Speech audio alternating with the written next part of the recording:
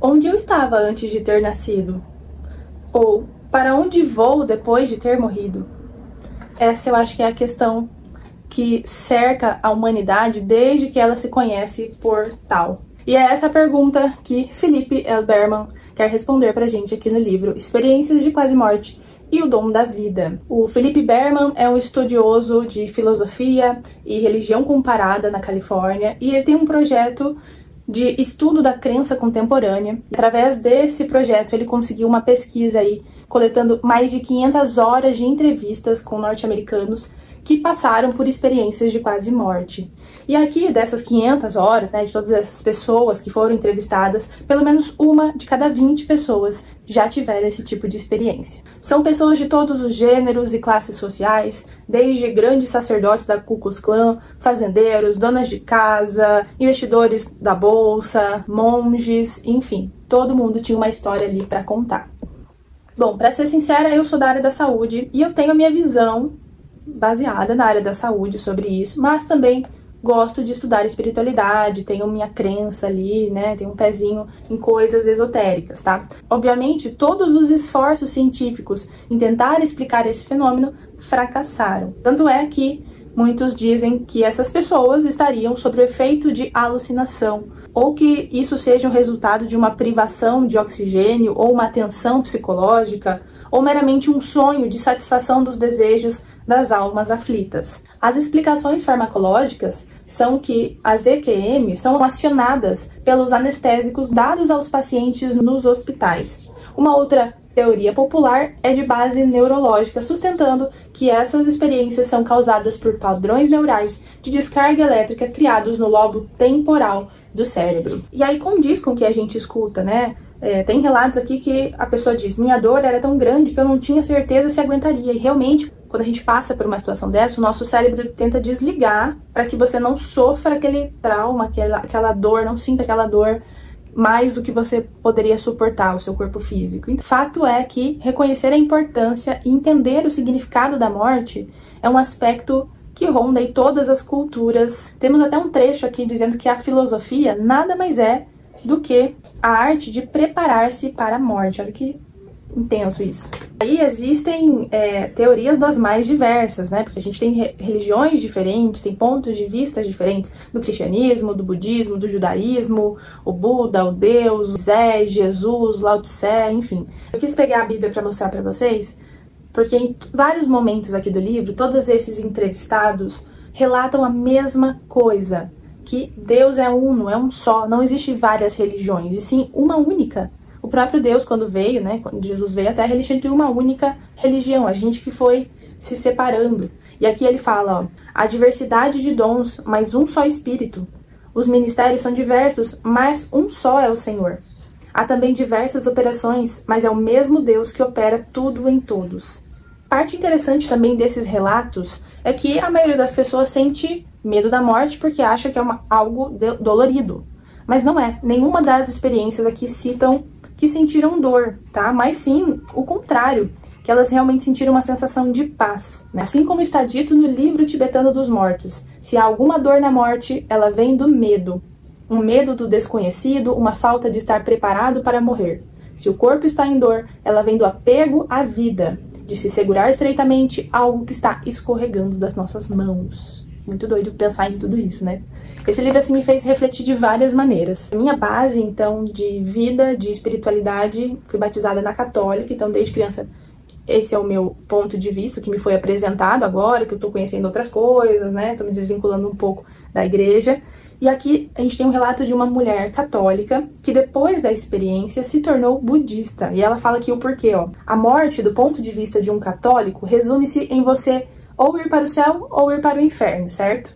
É uma visão muito seca e fria. Não há uma área de transição. E católicos não acreditam em reencarnação. Mas, como resultado da minha experiência, eu me tornei convencida da realidade da reencarnação. Finalmente, vim a concluir que não havia nenhuma religião verdadeira.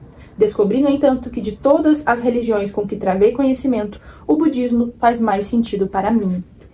E aí isso me deixa muito mais curiosa agora para estudar um pouco mais sobre o budismo, conhecer.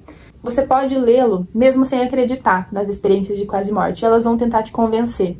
Uma coisa que eu não gostei agora é que o Felipe Berman, ele leva muito pro lado da fé, tá? Ele traz também esses relatos, essas conclusões científicas, mas muito mais voltado para a fé, então acredito que seja mais um livro aí de cunho religioso do que outra coisa.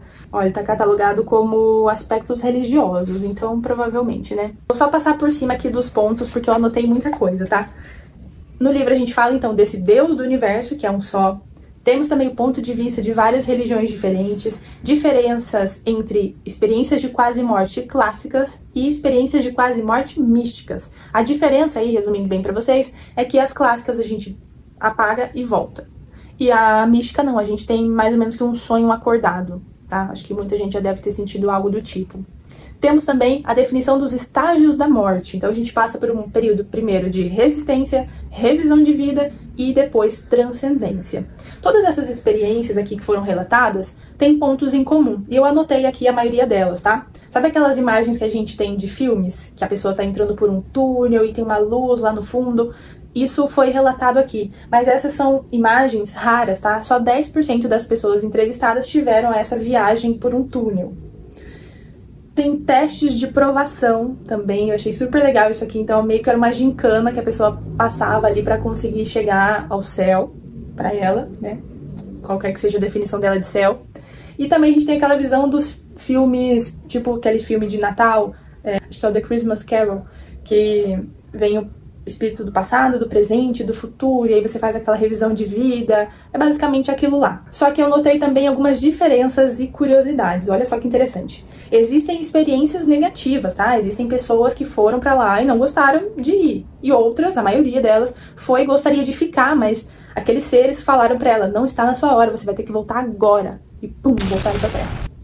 Mas teve algumas pessoas que até relataram uma depressão pós esse evento aí, essa experiência, porque viram que aqui não era tão legal quanto lá, e elas queriam voltar pra lá. Olha que bizarro, né, gente? Essas experiências também ocorrem com crianças, que aí imagina o mental dessas crianças, né, como que fica. Todas essas experiências são culturalmente condicionadas. O que quer dizer? Se eu sou uma pessoa que acredita em Deus, pode ser que na minha experiência de quase morte eu esteja conversando com Deus. Se eu sou uma pessoa que não acredita em natureza, enfim, eu vou estar conversando com a pessoa que eu acredito estar lá do outro lado, entendeu? Basicamente isso. A gente tem um fato aqui que eu vejo no meu dia a dia, porque eu trabalho com idosos, que é fato comprovado, gente. As pessoas idosas se preocupam mais com isso. Claro que elas estão mais próximas de acontecer o fato da morte. A morte é um tabu, ninguém gosta de falar do assunto. E o idoso, ele tem muito aquele medo de perder principalmente o seu companheiro, sair da sua zona de conforto, se ver sozinho. Então tem esses relatos eu escuto ainda também no meu dia a dia. Engraçado também, fato interessante, é que as EQMs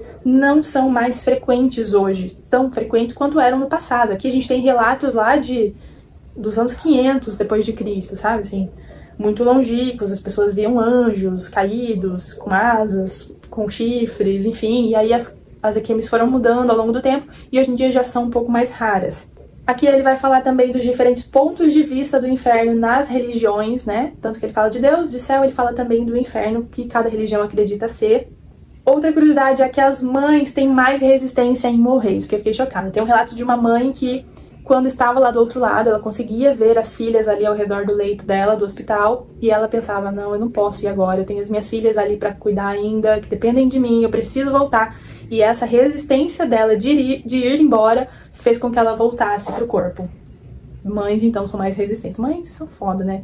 Aqui também ele vai dar uma boa espanada na diferença entre misticismo e religião, que também são coisas diferentes, e aí não cai tão bem no entendimento popular, né? E aí no finalzinho, no último capítulo, ele dá uns conselhos religiosos, uns ensinamentos, né? De quem teve... Traz os ensinamentos de quem teve essas experiências de quase morte, fala sobre funerais, enfim, gente, é um livro completíssimo. Jamais, eu olhando pra essa capa, eu imaginei que eu ia gostar tanto deste livro e me interessar tanto pelo assunto. Dele eu já marquei muitas coisas, grifei praticamente o livro todo e vou já pesquisar sobre outras coisas, culturas, religiões, porque isso me despertou muito. Você vai ficar agora com o vídeo da próxima leitura do Clube das Amigas que eu vou sortear a seguir.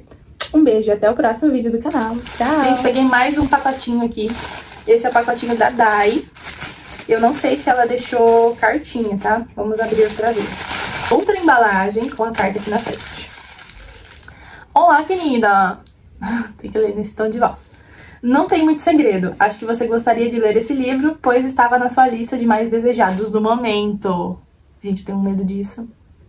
Porque eu deixo lá na lista, talvez eu acabo comprando, e aí a pessoa me deu de presente a mesma... Ai, gente, será que vai acontecer isso? Vamos torcer pra que não.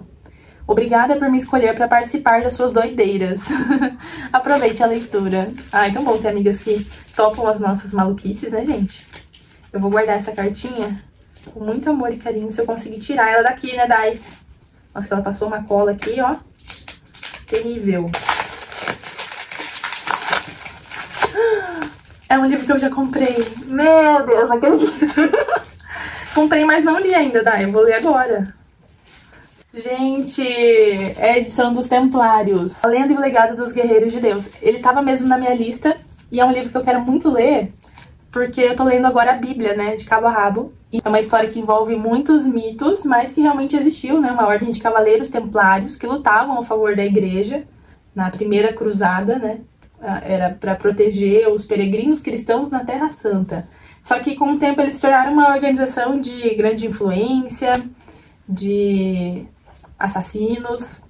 Então é um pano histórico aqui bem interessante. Tem imagens também, ó, se eu conseguir achar alguma pra mostrar agora, né? Então passamos na frente essa leitura, com certeza. Mas eu vou ficar com a sua edição e vou vender a minha.